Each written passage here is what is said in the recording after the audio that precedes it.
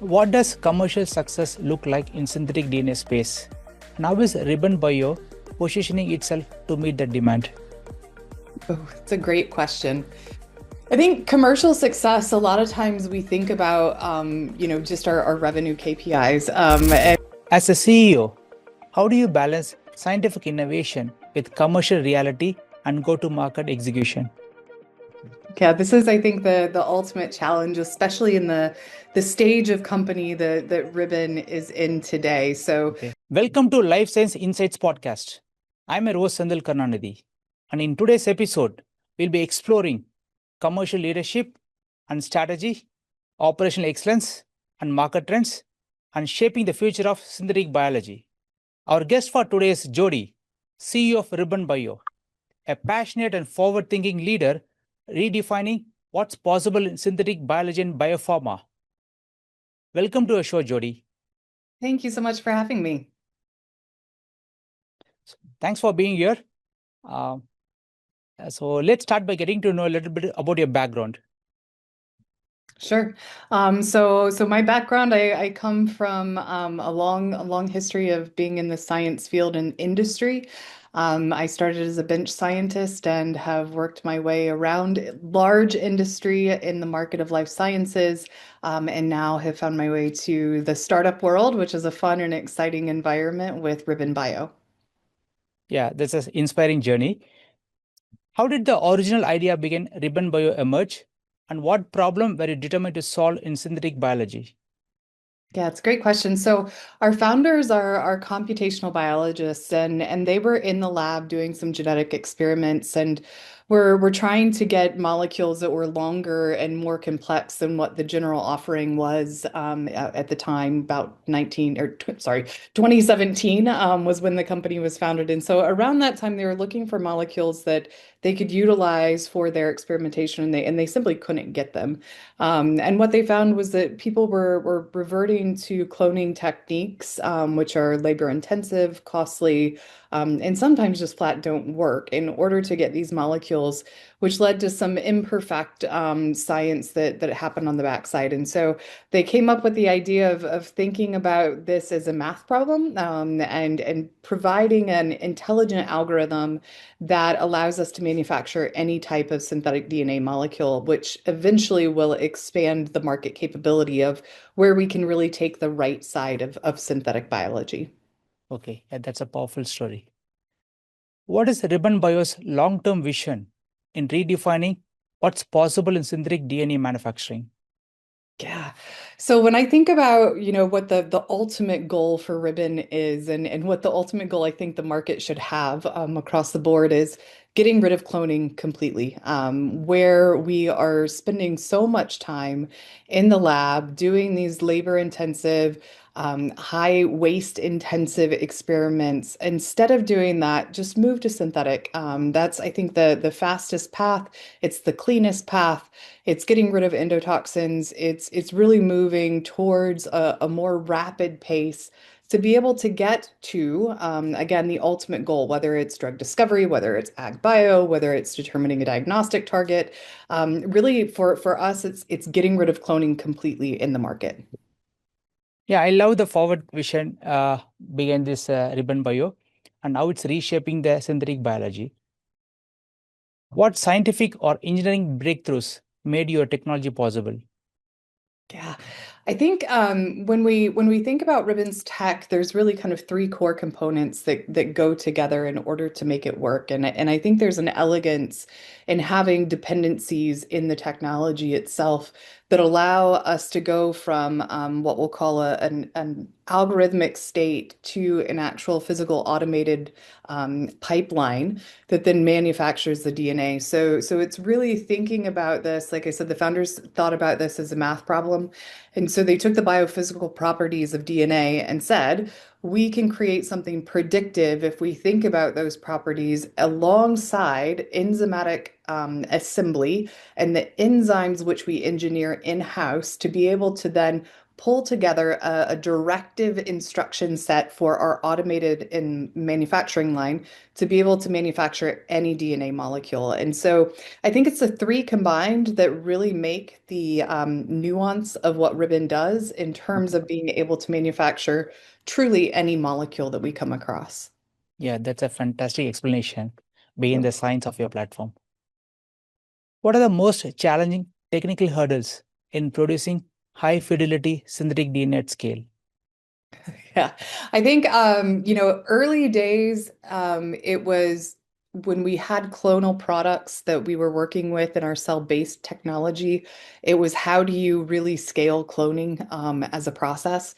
Okay. And that was a technical hurdle that I think a lot of folks are facing today. Mm. And we were able to pivot around that and say, okay, you know what, let's just scrap the concept of utilizing cloning as part of the process and let's move into a cell-free environment. And I think the biggest challenge from a technical perspective and in full transparency is when you go from these perfect systems who are able to manufacture and you're able to actually pick out the perfect clone with the Mm. perfect sequence to now relying on enzymes to do your amplification, you're really reliant on making sure that you have the right enzymes in order to make sure that you're not propagating errors in the process.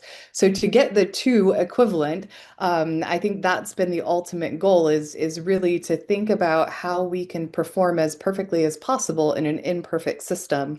And we've got some great ways that we've worked around that, but I think that's been the fun technical Thank you. challenge that we've had as we've transitioned into our cell-free technology. Yeah, that's interesting to know. You have spent 17 years driving commercial excellence with industry giants. How has that experience shaped your leadership at Ribbon Bio? Yeah, I love the transition from big industry into startup. I think it doesn't happen first of all often enough Mm. because it's a risky jump, right? You go from kind of That's this true. secure place into this world of the unknown and dependent on fundraising environments that are unstable and complex and often, something that was born of just an idea.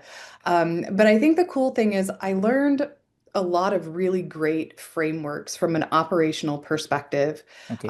when it comes to the exercises that are built out in large industry. And so when you take those frameworks and you really can, then modify them to adapt for the speed of small startups and the budget of startups as well. And it's still the same thing. At the end of the day, we're trying to do one thing, and that is get a product with a product market fit to market and commercialize it. And so, when you really think about that process, commercialization is commercialization at the end of the day. And so you can utilize the same frameworks as what you had in the big industry to really, I think, bring a quick operational efficiency into a startup organization. Yeah. And to me, bringing the commercial discipline into the deep tech startup, creates a strong foundation. Yes.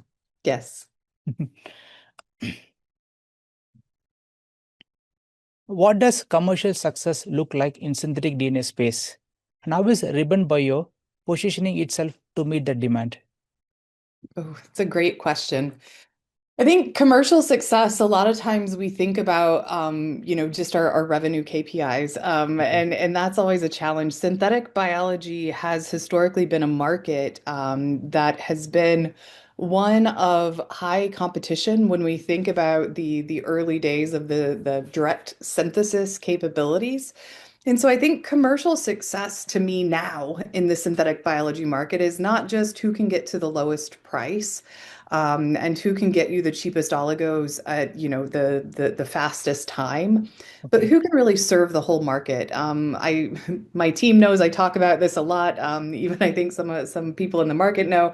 I like to synthesize, or I like to bucket the synthesis market into kind of three buckets. The first is the oligosynthesis bucket. The next is the assembly bucket, which is where Ribbon sits assembling very long and complex DNA molecules. And the final bucket is the amplifiers. And I think for me, success from a commercial perspective is when we can really provide that offering as a whole to That's the market itself, so that we're really solving the ultimate bottleneck of getting to the therapeutic faster. And when we look at those processes from, blood draw to injection in arm, when we're thinking about mRNA therapeutics, it's the DNA that's the bottleneck. And so I think as providers in this space, we really have to be thoughtful about what is the full bottleneck that we're addressing from a commercial perspective okay. in order to really capture the rest of the market. Okay. It's well said. The market is evolving so rapidly, and the ribbon bios has a clear strategy to capture the demand. Absolutely. As a CEO, how do you balance scientific innovation with commercial reality and go to market execution? Yeah, this is, I think, the ultimate challenge, especially in the stage of company that Ribbon is in today. So Okay. we're coming out of this technology state where we've had this great tech that we've been working on and we've been scaling and now we've, developed the product market fit and now we're commercializing. And so this is really, as we think about moving from one of those doors to the next door, Mm, it's difficult because you've got a group that's been used to being incredibly innovative at all okay. points in times and thinking only about the scientific solution. And so I think the first biggest challenge is creating the mindset and understanding within the organization that the company is changing, it's Mm, evolving, and it's becoming a growth stage commercial company. mm, And so there's a lot of education that has to happen within the organization to explain, what's the intent of being commercial? What does it mean to be commercial? How does that change the importance of the innovation that has happened before? I think as a CEO who comes from a scientific background, right. from, my early days, it's always, I love the science. I love to Mm, innovate. I love to get in the lab, although they don't let me in the lab anymore, even though I try a lot. It's something that, I think we always want to go towards, oh, but if we went here or if we did this, we could get there. We could solve this problem. We could solve that problem. But we've got to go to market. We've got to commercialize. We've got to focus. And so we talk a lot in kind of what I'll call an upside down pyramid here. It's, we talk a lot about what we could do, we talk a lot about what we should do, and we talk a lot about what we can do, which is where we're focused in terms of market capture and budget. And so really making sure that everybody is making decisions based on that can do and not the could do, right? I think that's the important part. And then as we navigate along, we get more funding, we get more commercial partnerships. That's when you go up to the could do, pull in the innovative ideas and switch back to the innovation in science. Yeah, that's the right balance. You're known for organizational restructuring, digital transformation, and operational efficiency. What are the key changes you implemented at Ribbon Bio to scale? Yeah, so I think with Ribbon, it's interesting because we operate very lean. And so that was one area where coming into the organization, it wasn't, hey, we need to cut here, we need to shift resources here or there. The founders have done a great, fantastic job of really establishing a lean company that works well. I think now it's really focusing on keeping that balance of a low burn, right? With a commercial emphasis, which those two things do not go hand in hand. Commercial scaling tends to be one of the more expensive stages of a company. And so how do you minimize burn as you're maximizing your commercial potential? And we spend a lot of time from an operational perspective thinking of how we don't create an accordion Mm, for our company, meaning that we hire a bunch of people to solve a singular problem. That problem goes away because we fix it, and then all of a sudden we have to lay off. We see so many layoffs in this market, and we've been really focused on making sure that we're bringing people along. We're developing people into new and different roles within the organization so that we don't have this up and down, back and forth type of engagement. And I think if you really think about operational efficiency, people development and cross-functional development has such a core role in that, making sure that you're really developing your strong people across the organization. So I think from my perspective, going from a companies of thousands of people, tens of thousands of people to now a company of 54, I think it's really cool because you can actually very quickly and very easily hone in on those moments of operational efficiency. I think the other thing I'm a big person on who loves program management. And Okay. so establishing early program management in the company so that we're all working under a same program umbrella and then getting really, solid project management in there, I think also helps us to allow people to wear multiple hats within the program. Again, thinking about that developmental kind of cross-functional lattice that people can move in, but also providing efficiency from making sure that everybody knows the goals that they're working towards under the program itself. Okay. And moreover, right, the operational excellence is often the hidden driver of biotech success, right? Yes, absolutely. Where do you see the biggest operational bottlenecks today in biotech, and how does your approach addresses them? Yeah, so I think for me, and I mentioned it a little bit earlier, I think DNA itself, when I think about DNA, it's the template or it's the leading technology in a lot of the next steps that have to happen, whether, you're going from DNA to a protein, whether you're going from DNA to RNA. It's always kind of that leading moment. And so for me, when I'm thinking about how do we get to therapeutics faster, how do we get to proteins faster, how do we get to a modified organism faster. It's all about fixing that bottleneck of DNA. And so when we think about it, it's not just about speed. And I think that's ultimately a mistake that a lot of companies have made is let's make it faster.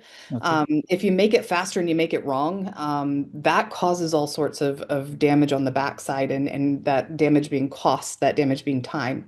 Okay. And so when I'm thinking about, how do we operationally get through this from a DNA perspective, it's how do you make it right? How do you make it right the first time? And of course, how do you make it fast? Mm. And so that's really where Ribbon is focused in and honed our efforts is really being incredibly accurate so that when you take incredibly accurate, incredibly pure, I should say, so that when you take our DNA into your next steps in your assay, you know it's going to work and you know it's not the DNA that's going to be causing the issues on the backside. Okay. And obviously, the faster that we can do it, the better. And that's an ultimate balance at the end of the day. But I really think, a lot of applications are hung up at the DNA side of things. Yeah, that's true. You led through transformative change across multiple organizations. What's your leadership philosophy when guiding teams through growth and uncertainty? Yeah, so I like to lead with transparency. If you ask the majority of the company, they Okay. know I have an open door, and I think a lot of people say that. Mm. But you go and you knock, and the door's closed. For me, it's always open. I'm often the first person to know things within the company because people do, at all levels and all functions come and chat, and that's because we keep an open dialogue. The more people understand the why in an organization, the better the what, the and the how are going to be. Yes. And so when you ask people to go out and do something, if you ask me, hey, Jodi, go build this piece of DNA, I'm going to say, okay. And then I'm going to start working on it and I'm going to run into challenges and it's going to become tough and I'm going to get tired. And if I really don't understand why, I start to lose my motivation. And so I think having that transparency, always explaining the why. Why are we doing this? Why are we making this change? Why are we making this pivot? I think is huge, so that we're all directionally again pulling the sled in the same direction. We're not having to question what the intent is or what the reason is, and I can't take full credit for that. I think my leadership and the success of my leadership comes from having just an absolutely incredible team with me. Okay. And one of the things that I did early with Ribbon, and I always try to do early in leadership, is hire for my own gaps. As CEO, I think sometimes we try to solve for everything, and that is not the right way to do it. We can't be 100% at all of the different tasks, and so really making sure that I have, strong people on the team, and we have one of the best at Ribbon across the board. And I'll say that for all levels. And so I think that, collectively being transparent, leading with the why, and having the right people are absolutely the solution. Yeah, that's a thoughtful approach to leadership. What advice do you give to scientists transitioning into commercial or leadership roles? Yeah, great question. Oh man, let me think about that one. Now I have to think back to what my questions were. I think we get one true shot at a career, and I think it's oftentimes we get stuck in kind of a rut because it's day to day to day to day, Right. and I think there's this kind of perception that the business side of science is the dark side, right? I hear that said a lot, like I crossed over to the dark side. And there is a little bit of that, but I think at the end of the day, we need good scientists in the business of science in order to make sure that we're making the right business decisions for the market. And I think one of the most critical things that you have to think about is this is an opportunity for growth and you don't lose your science along the way as long Okay. as you keep your pulse on it, right? They won't let me pipette anymore. I said that before. That is absolutely true. But I still get into the researchy conversations. I get to get in the technical conversations. And I think that is maybe the one thing is you don't lose the science as you move into the business. You just look at it from a different lens. Yeah. Yeah, that's a fantastic advice. And bridging a science with a business leadership is a skill that industry needs today. Absolutely. What role will AI and automation play in the next wave of synthetic biology innovation? Yeah. So I think we're getting there already. We're starting to see it already in terms of the impact of AI Yeah. and where it's starting to go. Okay. We work a lot with protein design and work with partners who are utilizing AI for that design intent. Mm. And then we then move to synthetic biology and manufacture the DNA that then ultimately builds the protein. I think we are going to, as a result, see things move much faster, again, as Right. long as we're able to remove the bottleneck of the DNA. I think when you combine the two, AI and automation, that speed is really kind of, what we can anticipate Right. is an uplift. I think we have to be just really cautious about the data that we are building into our sets, however, and making sure that we're really utilizing the correct sets of data and pure sets of data as we navigate through the AI infrastructure. Because there's going to be a lot that comes into that. And so making sure that, we're feeding off of the right sources, which I think there's a lot of groups out there that are doing a fantastic job. I think getting to therapeutic faster, it'll be a Yes. lot less iterations in terms of targets, Yes. which, for us is maybe not great because it's less DNA that you need to make your targets, but we'll take it, right? Yes. To get there faster. But I think we're going to just see a really cool development Cool. across the board of moving faster in the market with AI and automation combined. Yeah. As you rightly said, AI and automation are changing everything how we design, build, and deploy the biology. Absolutely.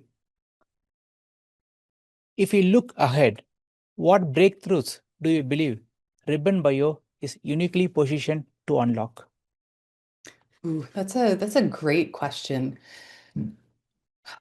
When I think about Ribbon and our capabilities of making kind of any DNA, Mm. I think we're gonna see that we're pushing, we've spent the last 2 decades, 3 decades, more on reading DNA. Mm. NGS, PCR, all of those great applications, arrays, all of those great applications where we've learned so much about different species genomes. Now we have the opportunity to be on the right side where all of a sudden we're really transitioning to a robust writing. Now we've been doing it for a while, but I think technologies like CRISPR and really moving those to larger targets to more edits.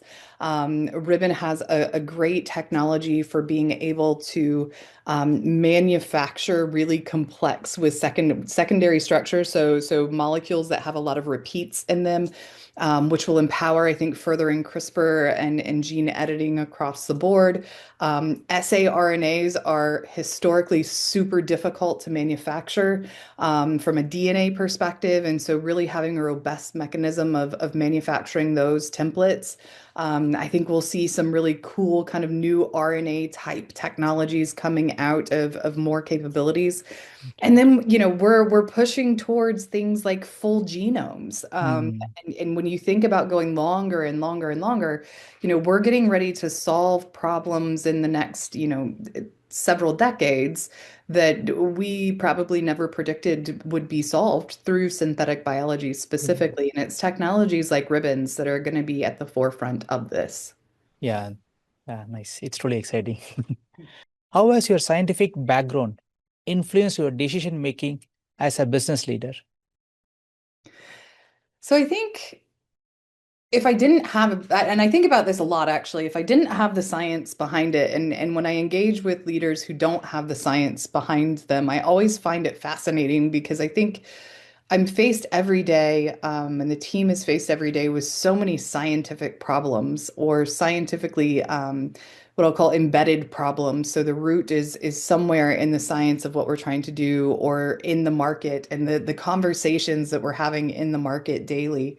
I think it really allows me to have clarity in terms of translating that science and whether it's root cause, if we're trying to get to a what or a why.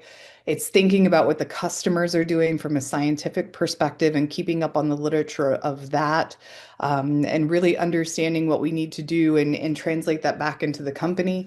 And I think without that scientific background, it would be much harder for me to understand truly what decision I'm making. And I think half the time that's the battle is what is the decision that needs to be made, not here's your decision that needs to be made. And a lot of times I think CEOs are faced with that. What is the decision that we're thinking about? And so being able to come at it from a scientific perspective, I think also having a scientific background, you got the analytical kind of mindset going on. And so I'm one that I know very quickly when I'm not going to be able to make a decision from a business perspective because I don't have enough information to get to my ultimate result. And so I think there's something cool about having been trained in science and then becoming eventually a business leader and the way that that helps to build out quicker decisions from just a general thought process.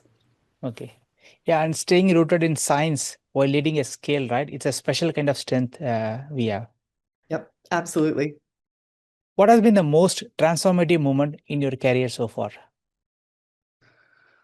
Whew, what has been the most transformative moment?